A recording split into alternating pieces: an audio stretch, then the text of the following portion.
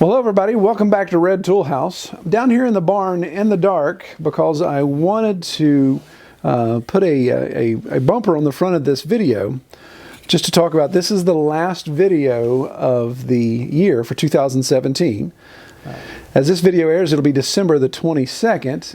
We're taking that next week off between Christmas and New Year's, but we will be back New Year's Day with a new video, and really excited about all the neat things that we've got coming on. I'm waking up the pigs here. They don't like me talking when I'm after they've gone to bed. If you want to know what we're kicking off next year, just go back to the video here a couple days ago where we referenced updates and all kinds of things going on. But this video today is it's kind of a long video, so I apologize for the length, but I left it long simply because all the good information Jeff was giving us concerning how a timber operation actually works, when it actually comes time to harvest timber, how the process works. So I wanted to leave all that in. I apologize that it was just a single shot, single angle, so it's it's kind of a long way to watch a single angle, but those of you that have expressed a lot of interest in understanding more about timbering, I wanted to leave all that good info in because it answers a lot of questions you all have posed. So be sure to check that out, and we hope everyone has a Merry Christmas and Happy Holidays. And again, we will see you again on New Year's Day. Take care.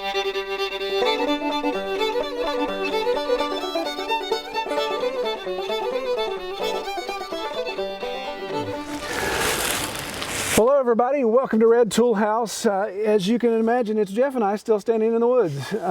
Appreciate Jeff being here. If you're curious as to who Jeff is, go back multiple episodes and you'll see the introduction to Jeff. Jeff's a good friend of mine. He's a forester, has what, 20-some years of experience? Yeah, 25, yeah. 25, I don't want to make you too old there.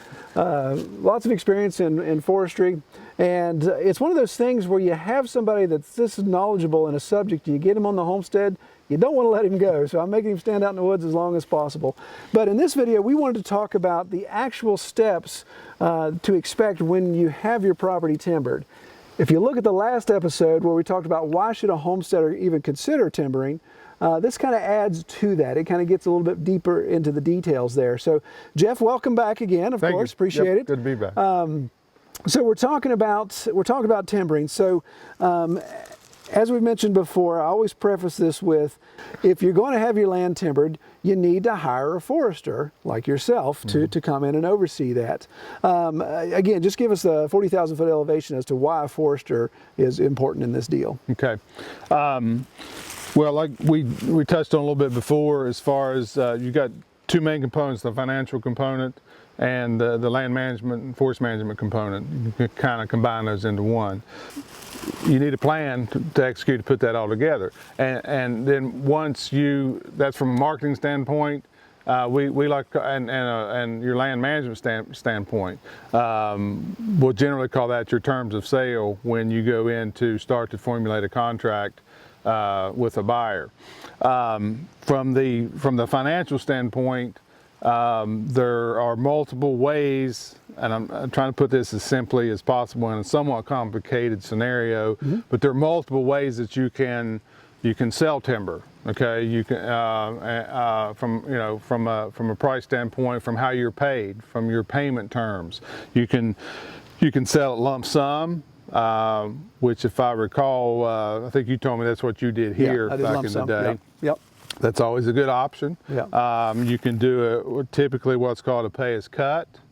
That's not necessarily a bad option, but there's just a lot more things to look at. Pay as cut is when you're actually paid as the landowner, not up front, but when the trees are cut and removed and delivered to the buyer. Okay. So you can do a kind of a hybrid combination of some money up front and then a pay that acts as a credit per se, and then you're paid as that credit is depleted. Let's say you sell $50,000 worth of timber, and you might get a credit of half that down, maybe. So as those loads go out, we track those if we do that type of sale, and then once that credit is depleted, then you get paid on that. So. Okay. Various ways to sell timber. and then there's various markets for different products that you have to evaluate too. Okay. It's kind of this whole matrix of decision making. So it sounds like that complicated element of that, though, is discussed well with the forester at that time. I Right. assume. Right. So let's start at the beginning. So we'll use this as a scenario. So we're standing on my North Ridge, about 50 acres of land here, all hardwood. There's no clearing at all on this side. So if I was ready to timber, and as I can't stress enough, people, if you're going to do this, hire a forester. So I was obviously pick up the phone and call my buddy Jeff and say, Jeff, it's time, I wanted timber. And again, we know there's a lot more to this, but in this simple scenario, I would say, I'm ready to timber. I want to have my timber cut. So if in that situation where if I haven't had you out here before, then the first thing the broker's going to want to do is what? What's the first step for the broker? We're going to, first thing we're going to do is you're going to tell us really what area that you want your timbering done So we in. set limitations. Yeah. Don't go out of the box. We're going to set the boundary. Okay. A lot of landowners don't know that they can do that. They think that, you know, if they sell timber, it has to be on the whole place. All or nothing. You know, now you do have to have a certain amount of volume on a certain amount of acreage, or Sure. you know, we just can't. It can't be a commercial operation. I mean, you know, we can't get a logging contractor to come in and do it. Yeah. But you set the boundary. Now, you know, if once we get out there, you know, that boundary might be adjusted a little bit based on some economic search, but generally not much. Probably not within 5 or 10% of the total acreage or whatever. Some of that depends on access and some things. So you set the boundary, and we agree, okay, we put that boundary on a map, our working maps, whether topo map, aerial photography, on GPS. That is for the purpose of doing the inventory. Okay, we got to have that inventory data to be able to provide it to the industry, for your sale. Plus, I mean, obviously, you need that. You need that to know what you're selling. Yeah. So we come out and we do the inventory. There's two primary ways to do that. One is what we call statistical sampling, where we take sample plots and we estimate generally within a plus or minus 7 or 8%, definitely within a 10% component of the standing volume, that's out there. That's called a timber cruise. Okay. The other way is to actually come out and tally every tree. Okay, that's called 100% tally. So you're actually going to look at every single tree. We're going to look at every tree. It's a lot more labor intensive, obviously, because we're not sampling. But we generally will recommend that because that's more cost involved in that, but just because it's more time. But we'll generally recommend that for more higher quality stands, or very intensely managed stands for the future. Yeah, and actually that's what happened with mine 17 years ago. They did 100% inventory. Yep. Again, for those of you who don't know, I didn't know Jeff 17 years ago, so I obviously would have hired him had I done that. So in that situation, so the forester comes out and he's taking that inventory, and I just remember this vividly. In fact, I still have it in a file cabinet. There's a spreadsheet I was given, and it was a species breakdown, calculated board feet out of all that. So that's that data that you keep talking to me about. That's what you guys gather. Yeah. So the forester's going to have this incredible amount of data that he's going to calculate, and of course that is almost like your product list. That's your inventory list of what you're selling then to the actual logging company. It's a beautiful thing actually, and we try to keep it as simple to, it's a data table that basically on the left side you've got your species, okay, and those are your primary, your oaks, your red oak, your white oak, your chestnut oak, and you got yellow poplar, your maples, ash, hickory, cherry, walnut. So all those species and a few more on the left side.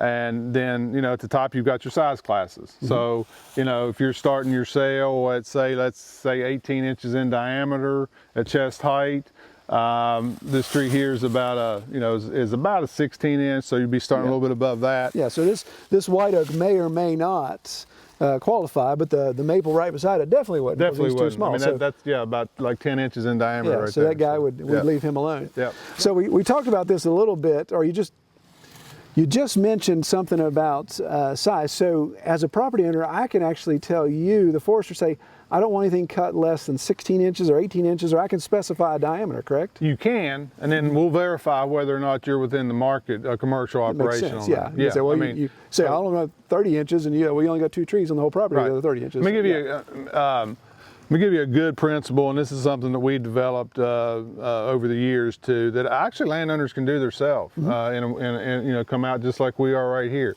But if you look at an acre being approximately 200 by 200 site distance, an acre is about a football field, right? So, but make it square. And if you kind of look around your woodlands in an area that you're considering, having timbered, and you have anywhere from 20, you need about 20, maybe 18 on the low end, but 20 to 25 trees, select cut trees per acre in this area. Now, in other areas of the country, you can probably go a little bit less. Okay. Be a little bit more selective. But if you kind of use that as a guideline, and then to add to that, trees of this size, like this hard maple, sugar maple right here, and bigger, you'll have a total. You want a total of about 60, counting your trees that you're going to be cutting, of about 65 trees this size and bigger per acre, and that's your next rotation after you would harvest, say, the 20 of the bigger ones. So, excellent. Okay. Okay, so the forester comes out, does all this inventory. We've got a great inventory list. We set parameters. The property owner, set parameters. The foresters vetted all those to make sure they jive. So there's enough inventory there to justify a sale. What happens next? Do you, as a forester, then pick the logging companies? How does that work? We don't pick per se. We don't go out individually normally. We have a couple methods that we will put your timber to market. One of them, which has been used for years, decades in the industry here and in most states, is what's called a sealed bid. You may have ran that here and here. Yep. A sealed bid. Timber bid is when we use our database of buyers tailored to the specific location of the timber for sale, meaning that I can't get a buyer 200 miles away to truck logs that far. So you've got to work within your wood basket of available buyers. Makes sense, here. Yeah. So we know that. We know, for any particular tract who the potential pool buyers are. And it may not be just a radius or a circle around your tract. It can vary based on what you've got. So anyway, we can either do that in a bid scenario. That means we give them about 3 to 4 weeks to come out.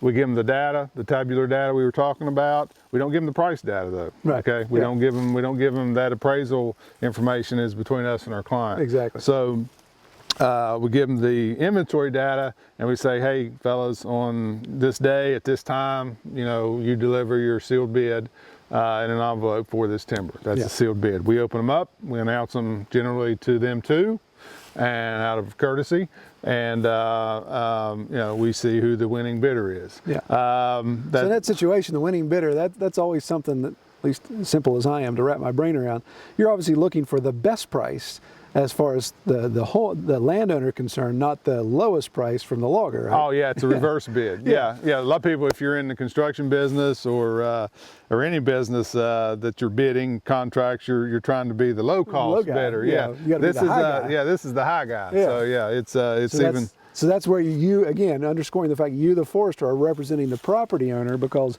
you want them to get the maximum amount of money out of that. So when you open up all those bids and say, okay, this guy was X, but this guy's X plus 2,000, ding, ding, we got a winner. And honestly, that's why a majority of foresters, the vast majority of foresters, do sales on a commission basis, is because the more that income we produce for a landowner, the more that we also participate in that income sharing, if you want to call it that. It's a no-brainer. It's a win-win. Yeah. So you get me more money. Obviously, you get more money. Yeah, it's very, and again, back to the competitive nature of what we try to drive as a marketing opportunity. Okay, the bid pretty well epitomizes, all that opportunity and all that competitive nature. Okay. Now, there's some tracts for various reasons that we can't bid, and some of those reasons might be that we did our market analysis and we pretty well, what you normally don't want when you do a bid scenario is to have probably less than 3 bidders. Okay,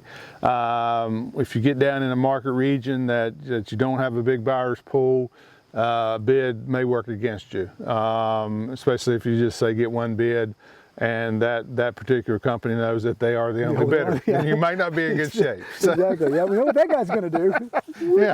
Lord So, and we've been there before. Now we didn't sell it, but we basically call those negotiated sales. Yeah. And that's where we'll go out and with the approval of the landowner, and we'll bring the buyer pool in, and we'll sit down and say, hey, this is what we think this value is worth based on all of our analysis and our inventory and appraisal, and what the markets are doing right now in particular species, and we will negotiate the sale. So Okay. And then we'll also do in some circumstances and this has changed, this is kind of important here in West Virginia and other states too.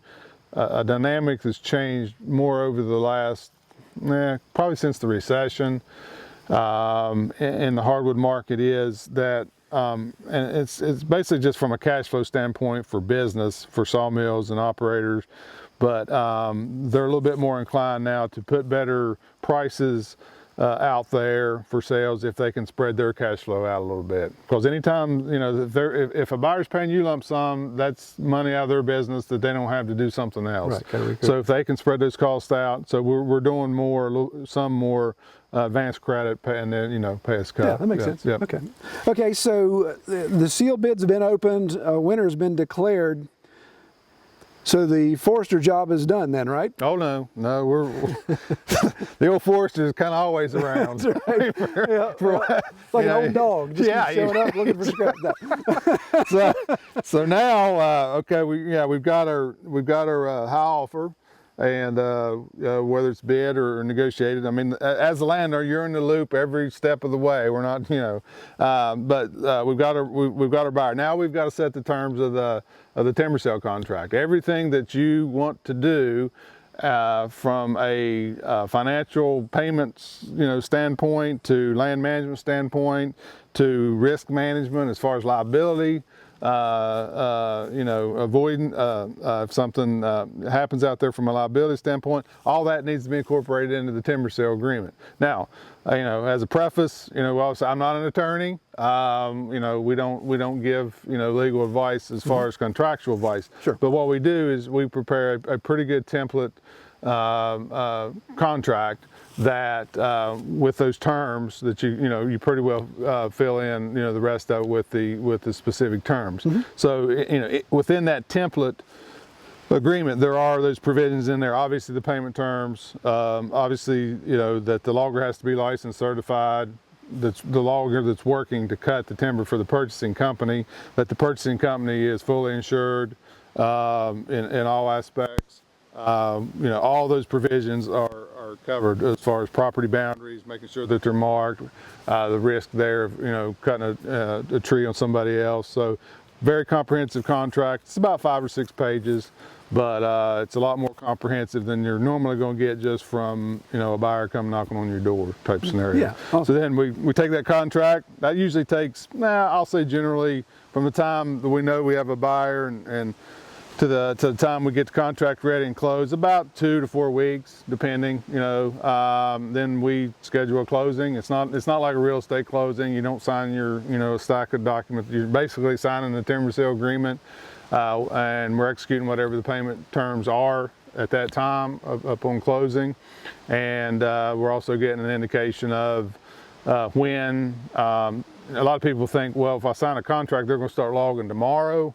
Normally not the case. Right, yeah. A lot of our sales, they may, if we close a sale, let's say this time of year in October, almost November, they may not come in to log it until maybe May or June of the next year. Right, yeah. Okay, so. And that could be specified in the contract, because I know in my contract, the logger had a 2-year window to come get the timber, and he actually showed up about the 20th month to start harvesting. So, that's while that was a little inconvenient for me, it obviously it is a contract, it is a partnership, it is a business relationship. So there's got to be some give and take there. So the contract is signed, and all those stipulations are in. You've really represented the property owner well there. So the first day that the logging crew shows up and starts running the saw, then you're done, right? Well, no. Okay. I'm setting you up here, aren't I? You know, that's when the harvesting starts. Sure. And we call it harvesting. There's, you know, you can call it logging. It's the same thing, but harvesting is more of a kind of a better description usually because of the things you're doing out there. Sure. But once that starts, then that depends on our services contract. Some landowners want us out there more than others. So that's part of our service contract as far as how often we come out. But we're always there to make sure that, you know, they get started in a good manner as far as where their log landing locations are and the road layout and all that stuff. It's just a good introduction period. The landowner gets to meet the logging contractor, you know, all those things. You always want to do that. So we make sure the job's kicked off good. Generally, we'll stop by, you know, every couple of weeks or what have you.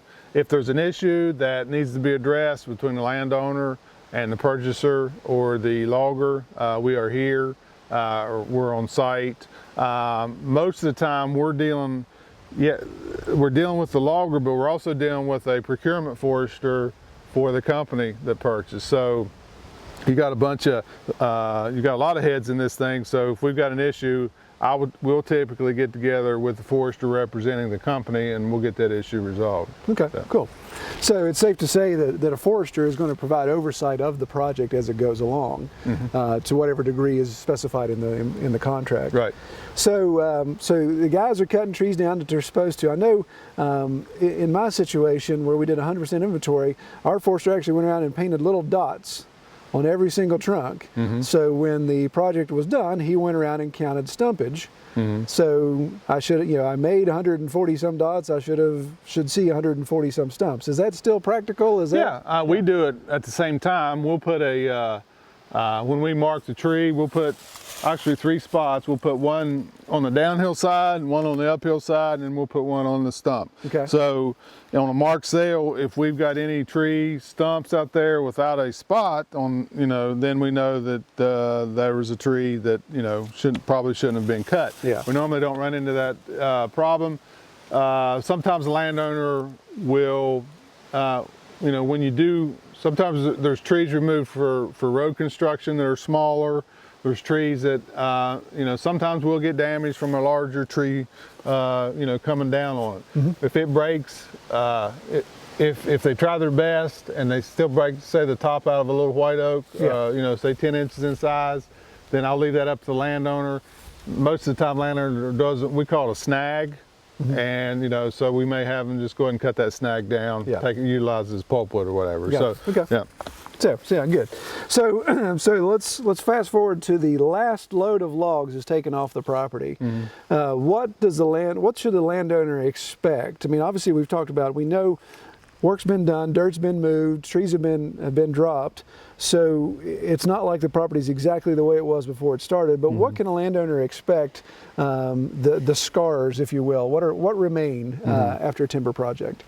Once the last tree's been dropped and loaded on a truck, and they've still got their equipment here, especially a dozer, they've got to do the reclamation work. Okay. A lot of loggers now, they'll kind of do that as they go. They'll kind of start closing down, you know, and not have to do it all at one time. But regardless of how they do it, you know, as far as best management practices, they've got to get certain any road segment that's greater than 15% grade or crosses a stream, those all have to be seeded. If landowners got specific provisions as far as the wildlife food plot mixes on the roads, you know, seed those. The landing has to be smoothed off, make sure the water drainage is all that. So the reclamation has to be done. The after effect actually out in the woods, that a typical landowner will see. You will see some slash debris left. You'll, in some cases, if your pulpwood markings aren't very good for topwood, you'll have, more than slash, you'll you'll have that tops, out there. Yeah, so like mine 17 years ago, they weren't taking anything. Right. So there was all kinds of treetops. So I had tons and tons of firewood. Right. So in that point too, this is where the forester really helps. I'll back up a little bit to the contract, because the situation I ran into was that the guys that were timbering my property, the guys that actually were doing the cutting, these guys were taking out truckloads of firewood. So they were taking the butt offs and the tops, and they were cutting, splitting the firewood. Now, in my mind, I'm thinking, well, that guy, he did buy the tree, but did he just buy the marketable part of the tree? So those are the type of things that in the contract I could have specified, saying, no, don't take any of the tops. Or he says, well, no, I've got a pulpwood line. I need to take all this out. So those are the type of things to look at. And while we're talking about that, one thing to point out to our viewers, in that same point of the contract, you talk about these provisions. Again, this is a business relationship, so there's a partnership here that you're striking with this timber company that's coming in. But if you keep that relationship intact, you keep it honest, you keep it above board, then when they have this equipment in, again, from a homesteader's perspective, I love the idea of, okay, you're doing reclamation, you've got a dozer in here, even though it's not in the contract, say, hey, would you mind making a berm here, or making a swale or a pond or any of those type of things? And you're going to get more flies with honey in that situation. So if you keep that business relationship intact. That's a great point, and I'm glad you brought that up from a real standpoint, because you've did it. But we've sold a lot of tracts of timber for various types of landowners, and people are people. You have all different personality types, but you will get much more done in my experience. I mean, not everything that they do, that the loggers do per se, you're going to be absolutely, there's a lot going on, and not everything's going to be perfect. Okay, they might break a few more trees out than what you expected, or you had the firewood issue that came up. But if you're exactly right, if you get along with that, you get to know your logging contractor, and you get along with them, and don't make a mountain out of a molehill over things that when you walk out here, 2 or 3 years later, you're not, it's not going to make any difference, from a land standpoint. But yeah, you normally can get a lot more things done that way, because they do have the equipment out on your property. And if they like you and you get along pretty decent. Now, that doesn't mean you get, rough shotted over, but but good, very good, good. Well, good and again, point. And looking at what to expect when you're done, 17 years ago, this was actually timbered. We're standing on property that was timbered 17 years ago, and I did a selective cut. We did 16 or 18 inch diameter higher. I have to look and see at my paperwork. So it does regenerate very quickly. And I will say, and we talked about this in one of the previous videos about the benefits of timbering, grouse and woodcock population, boom, just went up right after that, because they had the habitat in those treetops. Wild turkey, all of that, really kind of built up. Now, over the past 17 years, the coyote have taken care of that issue, so they have thinned those out quite a bit. But so there is you may say, well, it's not pleasing to the eye to go through the forest and see some of these treetops down.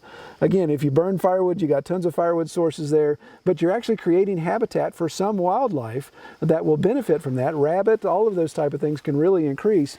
And again, a lot of these tops, I mean, you can see, you don't see a single top laying around now. You're exactly right, and what we try to stress with landowners is forest management, especially hardwood management. We don't necessarily, in the age that we live in, everybody wants everything immediately, and you want, whatever you're buying, or whatever, if they're doing a landscape job at your house, or home improvement or whatever, look at it more as a temporary kind of a site inconvenience, those treetops. Yes, they just look like they shouldn't be there, because it doesn't look natural. But in addition to creating wildlife habitat, and the Forest Service has actually did studies on this in the South, where they do more plantation management, and they remove those treetops because they have better pulpwood markets, and they have different markets than we do here. They're actually getting a soil depletion now, because those nutrients aren't being added back in the soil. The carbon's not going back in. When you put a treetop in there and all that biodegrades in there, you're adding so much, not just nutrients, but all the microorganisms and everything that these trees need to thrive out here. And it's just a whole food chain. So on your homestead, if you have a stand of timber, and you think it has some value to it, don't just run away and think, I can't timber because it's going to tear too much stuff up. Look at getting a forester in there. Have that consultation. Let them take a look at it and say, hey, yeah, there's potential here. Do research. Again, just like you'd hire a real estate agent, or you go to a car dealer or whatever, you're going to want somebody that has a reputation, a good reputation. Foresters have good reputations, and I'm sure there's some probably that don't have good reputations. So you want to find a reputable forester, look around, get references, those type of thing. But just know that that guy or gal is going to represent you, the property owner.